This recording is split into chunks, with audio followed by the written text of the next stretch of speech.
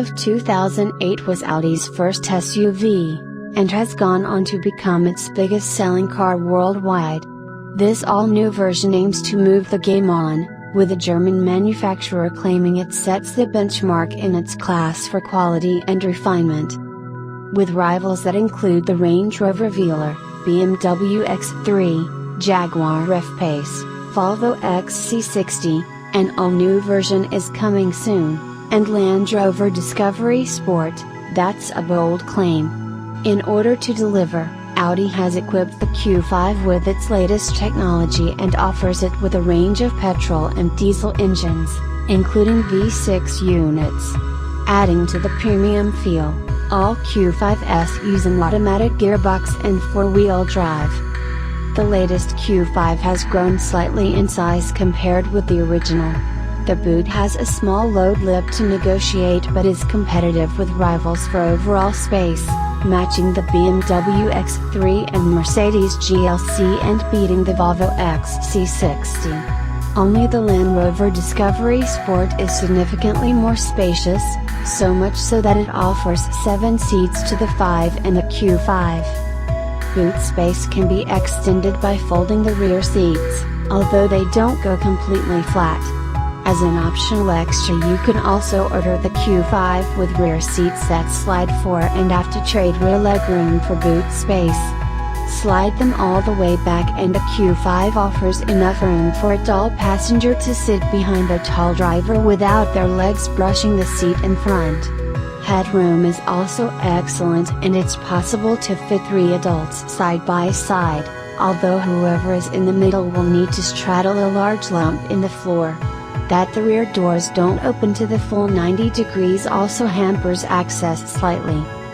In the front, the Q5 feels impressively spacious and has plenty of large storage spaces for phones, wallets, keys and water bottles.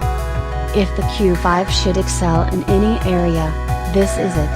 It gets off to a great start, with quiet engines. The 2.0-liter petrol and diesel options are both very smooth, and barely any wind noise at motorway speeds. You do hear a bit of tire noise, but it's far from excessive, and the seats are comfortable, with lots of adjustment to help find a good driving position. Where you need to be careful is in spacing the Q5's wheels and suspension. On S-line suspension with 19-inch wheels, for example, it is far too firm, jostling occupants around whether you're trundling through a town or tackling a country road. Things improve dramatically if you add the optional air suspension, which gives the Q5 a much calmer ride. There's also a cheaper adaptive comfort suspension upgrade, but we are yet to try this.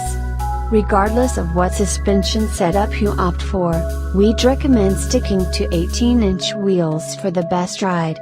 Thus equipped, the Q5 is a fantastically comfortable SUV. If you've driven any modern Audi, the Q5's dashboard design won't hold any great surprises. It is beautifully finished, high-tech and easy to operate. Take Audi's MMI infotainment as a prime example, packing as it does Satan of, on Sport and S-line models, music streaming, DAB radio, smartphone mirroring and much more into a system that is crisply presented and easy to navigate. Upgrade to Audi's virtual cockpit and you can even opt to display much of this information on a 12.3-inch digital screen where the dials would usually be.